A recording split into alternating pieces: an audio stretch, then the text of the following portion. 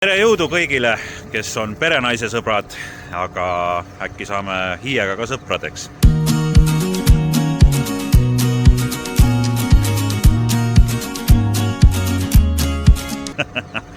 Ja see aasta 2026 kevadel on mul toimumas koostööprojekt koos Metkiga, Maaelu Teadmuskeskusega, ja ma külvan siia põllule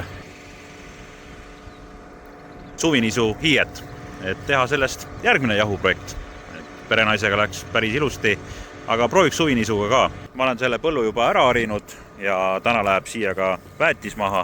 Nagu te näete, siis need terakesed on väetise graanulid ja nagu ikka, nagu inimesed vajavad ka taimed toitu. Aga õnneks siin põllul ei ole taime toitainetega väga halvasti, et anname siia paras jagu, mitte liiga palju, aga mitte liiga vähe, nii palju kui saagiga ära viime.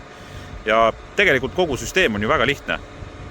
Ma harin põllu, külvan väetise, külvan seemne, taim hakkab kasvama, taim kasvab, sügisel koristame ära, loodetavasti on hea kvaliteediga, saame jahu, teie saate süüa.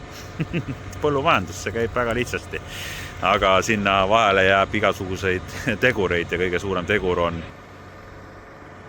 ilm. Et suvinisu puhul on see ülitähtis, et meil tuleks mingisugust niiskust ka. Aga ma arvan, et jälgime selle hiie kasvu siin ja ma annan teile märku, mis siin vahepeal juhtunud on ja nii et igatahes jälgige kanalit.